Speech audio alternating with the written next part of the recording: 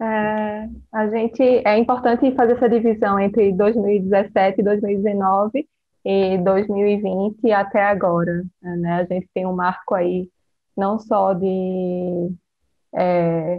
em contexto nacional, como regional de América Latina, né? De dificuldade econômica, de crescimento, de disparidades sociais, né, e de concentração de terra, mas temos aí o que é recorrente para todas nós, a pandemia, no meio disso tudo, fazendo com que nós tivéssemos que reestruturar muita coisa, né, de objetivos, de modo de trabalho, de prioridades, de como fazer que o trabalho pudesse continuar, né, mas tentando organizar de forma cronológica, em 2017, o planejamento da gente era muito mais pela abordagem de um fortalecimento de identidades, a partir da identificação de que a agroecologia, como academicamente dentro de institutos é nomeada, já eram formas de vida e de cultivo e de relação com a terra de povos tradicionais. E em 2017, a gente estruturou um planejamento de atuação a partir do intercâmbio de duas comunidades específicas. É uma comunidade quilombola, aqui de Pernambuco, chamada Trigueiros, e,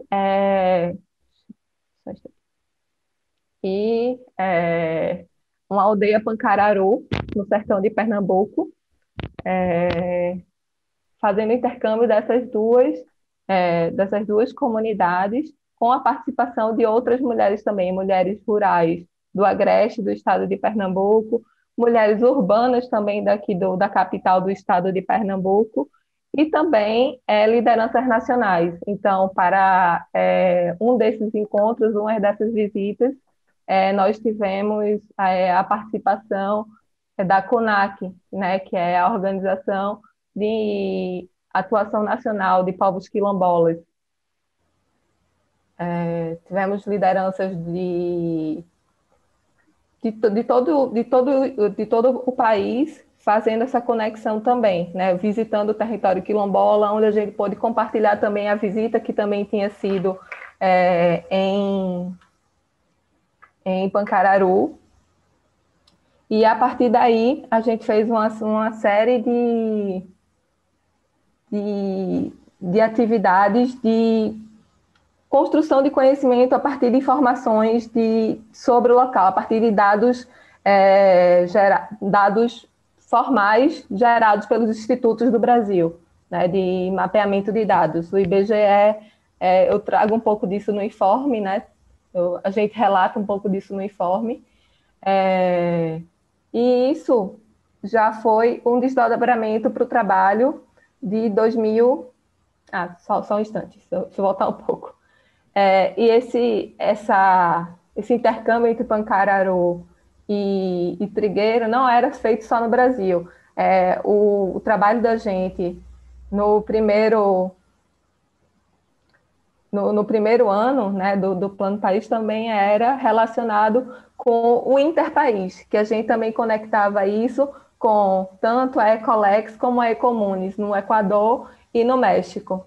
Então, a gente tinha essa troca também, né, do que a gente estava estruturando aqui no Brasil, com essa troca a partir desse eixo da agroecologia e de quais as bases que a gente poderia usar para fortalecer povos tradicionais. Certo? E com isso, né, a gente foi.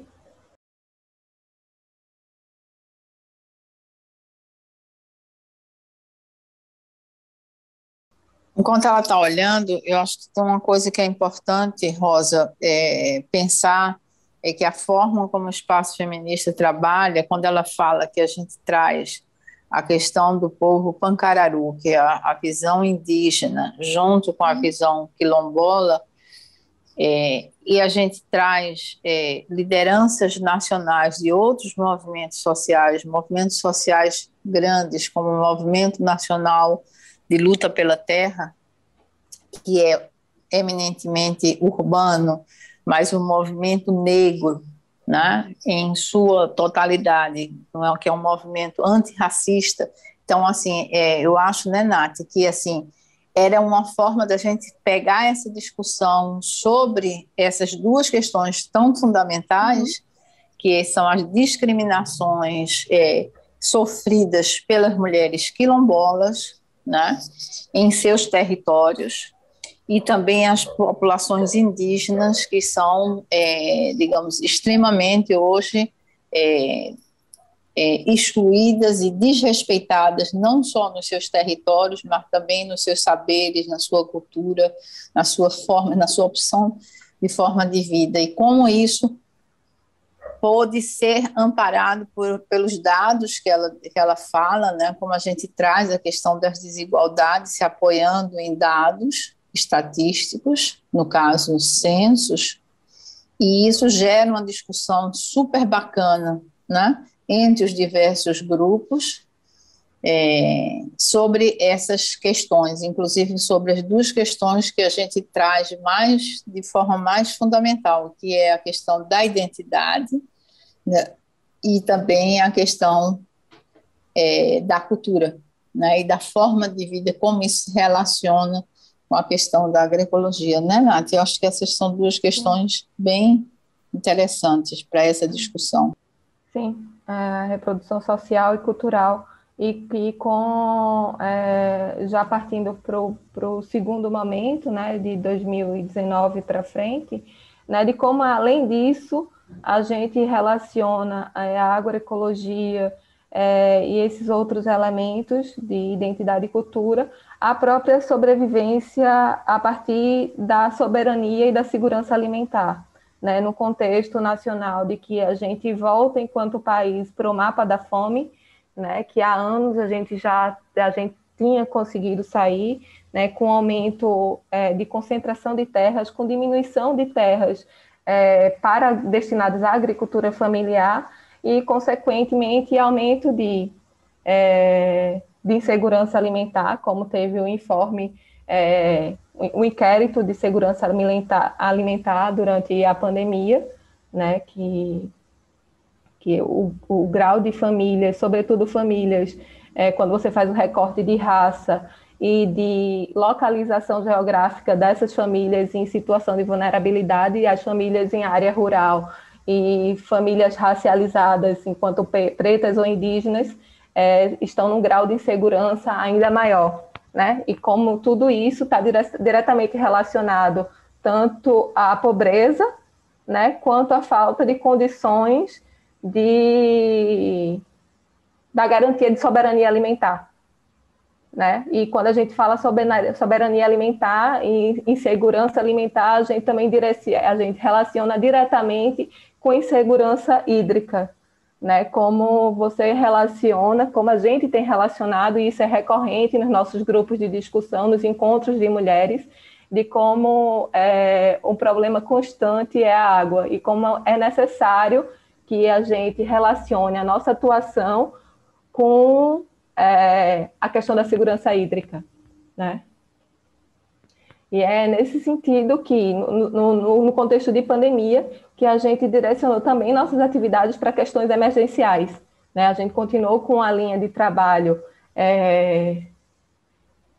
de planejamento para 1 ano, 2 anos, 1 ano e meio. No entanto, a gente necessitou pensar questões emergenciais. Uma delas foi a união entre urbano e rural, no sentido de que o espaço feminista trabalha com comunidades rurais, urbanas, desde a sua fundação, especificamente no campo da regularização fundiária, e já desde 2017, a gente vem atuando no interior do estado, mais especificamente. E como saltou, de como ficou evidenciado nesse período de pandemia, a fragilidade das comunidades urbanas e periféricas, no sentido de que as condições de trabalho ou são informais e precarizadas, ou é de total desemprego, como a fome foi muito mais violenta, no sentido de você não ter nem onde plantar, você não ter a falta de dinheiro e a falta de trabalho, e a falta de ter onde plantar potencializa o grau de vulnerabilidade, né? E como o fato do espaço trabalhar, né, com esses dois aspectos de urbano e rural, a gente pôde conectar as mulheres agricultoras rurais com a situação das mulheres urbanas e viabilizar que agricultoras do estado daqui do interior do estado de Pernambuco fornecessem produtos da agricultura familiar para essas comunidades periféricas da capital do estado, né?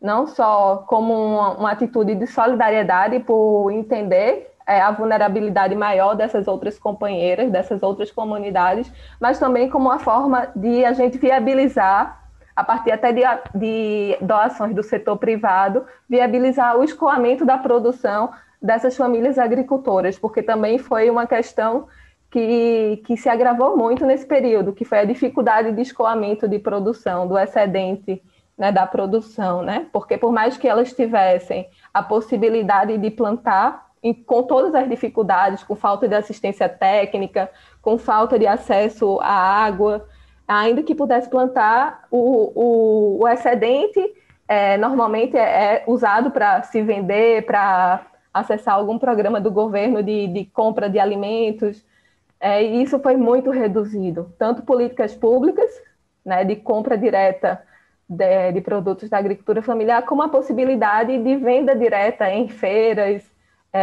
ou grandes supermercados, grandes mercados. Então, foi uma possibilidade da gente viabilizar o escoamento dessa produção e fortalecer tanto um lado que estava, né, está ainda em completa vulnerabilidade, quanto facilitar ou ajudar com que se mantivesse a produção em determinadas comunidades rurais, né? Então, e para além disso, né, que é algo que vem desde 2020, que é a atuação da gente no campo da regularização fundiária, né? Então, mais especificamente, em Bonito, né? A gente vem ao lado da Prefeitura de Bonito, numa parceria técnica, viabilizando o processo de regularização fundiária, né? Tanto da área urbana de Bonito, quanto da área rural. E mesmo a área urbana de Bonito, Bonito é um município que, mesmo na área urbana, a maioria dos moradores de Bonito são vinculados a atividades rurais, da agricultura, né? Eles moram na cidade, no entanto, o trabalho é no campo, né? As mulheres e os homens. Então, de como esse processo de regularização, garantindo a titularização da casa em nome prioritariamente da mulher, é um fator que impacta também em toda a rede produtiva a que essas mulheres se vinculam.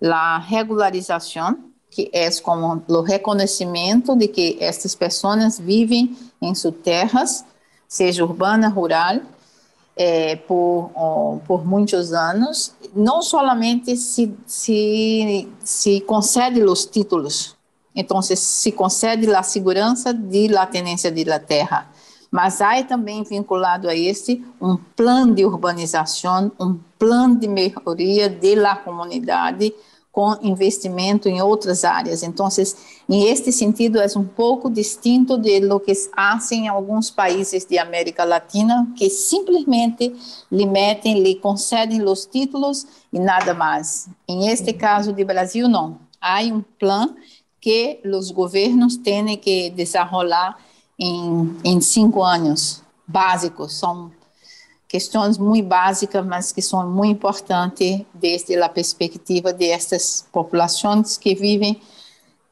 de forma muito precária. Então, este é um aspecto. O outro aspecto que creio que, porque estava hoje pela manhã, que é muito importante em este trabalho que fizemos, é que, incluso depois da pandemia, há uma mirada completamente distinta de la percepção ou del valor que é a questão da ruralidade. Então, desde lá atrás, já trabalhávamos um pouco com esse, né, Nath? E também tínhamos como perspectiva pensar na questão de la identidade de las mulheres rurais. Porque não sei como é em Colômbia, mas em Brasil temos uma taxa, um rate, uma taxa de urbanização de 82%. É dizer, 82% das pessoas vivem em das zonas urbanas. E as zonas rurais são totalmente desvalorizadas. Então, desde as zonas rurais, se dizem que sequer as madres, os padres, pensam muito no estudo de los filhos, não para melhorar suas fincas, mas para que tenham uma condição de ir à cidade como um símbolo de prosperidade. Ter a capacidade de deixar o campo, porque o campo passa a ser, então, tem uma visão de desvalorização do sentido da vida. Então, isto era algo muito importante que queríamos dialogar desde a visão indígena, que é distinta, e também a quilombola, de seus territórios e de todas as questões ancestrais. E isto, após a pandemia, como bem disse Nathalie, as urbanas, de repente, compreenderam que se pensavam que estavam bem, habitando em estas zonas que são nada mais que grandes favelas, completamente sem condição, em uma densidade muito larga. Então, compreenderam que sua vida não é melhor que a vida das pessoas que estão em las zonas rurais. Então, creio que este intercâmbio e esta rede de solidariedade, em este momento da pandemia, onde se coloca em questão todo isto da alimentação, das condições de vida, foi muito importante para nós outros.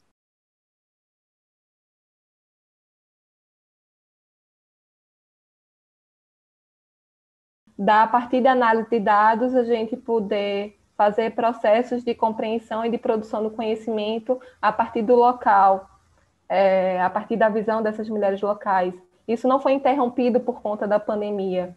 A gente teve que agregar isso, uma ação emergencial, que foi justamente essa ação emergencial de união do urbano com o rural, né? Dessa rede de doação e de recebimento de alimentos da agricultura familiar. Mas, até agora, a gente permanece ainda como numa produção de conhecimento e de elaboração de estratégias de atuação com as comunidades com as quais trabalhamos, de incidência na política pública, né? A partir da organização comunitária, a partir da organização em rede de mulheres que são ligadas à terra, ligadas à pesca, né? Da agricultura familiar. E ainda estamos, a partir dessa comparação de dados e da própria vivência dessas mulheres, em processo de formação e de fortalecimento de cada grupo a partir do seu movimento e a partir da sua experiência, de como incidir nas políticas públicas, de como também cobrar do poder público a garantia de direitos e de políticas para essas questões que são evidenciadas tanto a partir dos dados como a partir da própria experiência de cada grupo. Como sendo uma ferramenta para incidir sobre os governos. E para nós outros não é isto.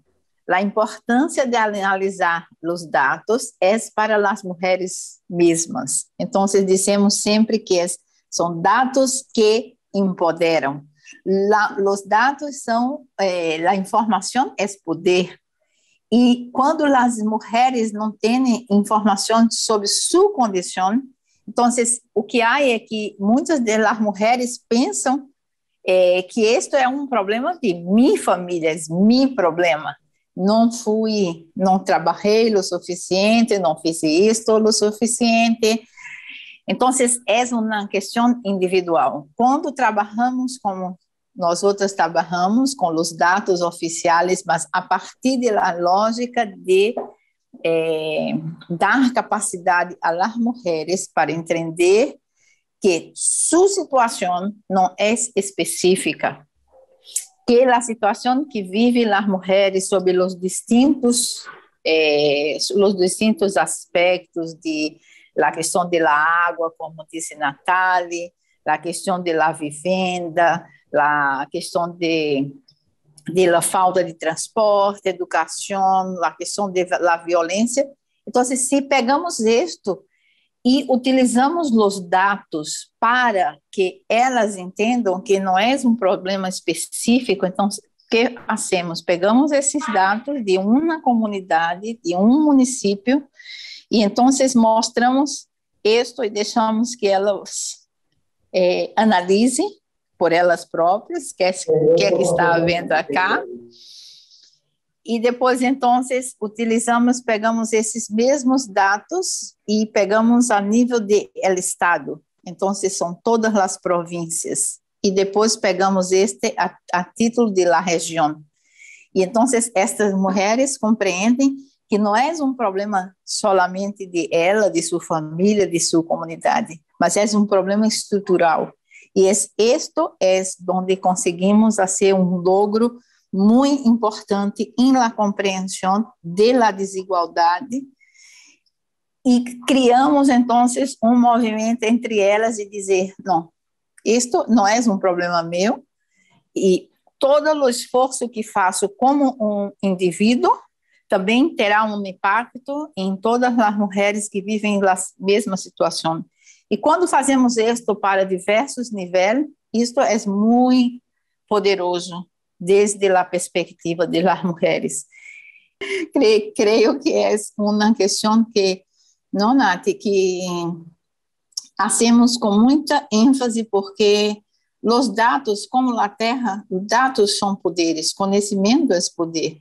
Né, um programa de formação política, né? A gente começou, retomou há 2 meses, quase 3 meses, um programa de formação, né, política, abordando temas de direitos humanos, política pública, a partir também de dados locais, a partir da realidade dessas mulheres, justamente nessa perspectiva que Patrícia trouxe, né, de retirar a problematização de determinado aspecto do âmbito privado, né? É estrutural e requer também pensamentos e saídas e estratégias que partem do coletivo, não unicamente de uma individualização, né? Sobretudo quando se é mulher e quando se é mulher rural. E aí, um dos nossos objetivos tem sido o fortalecimento dessas mulheres, dessa rede de mulheres agricultoras, né, com a produção da agricultura familiar e uma produção agroecológica, né? O fortalecimento também do contato dessas mulheres com outras lideranças de atuação nacional, e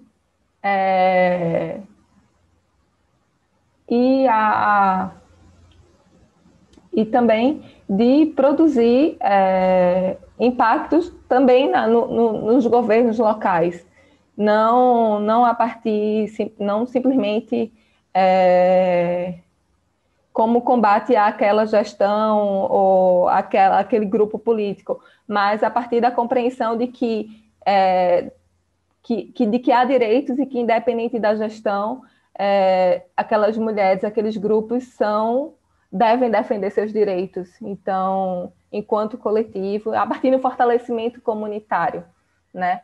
A partir de uma apropriação desse lugar da política, da cidadania.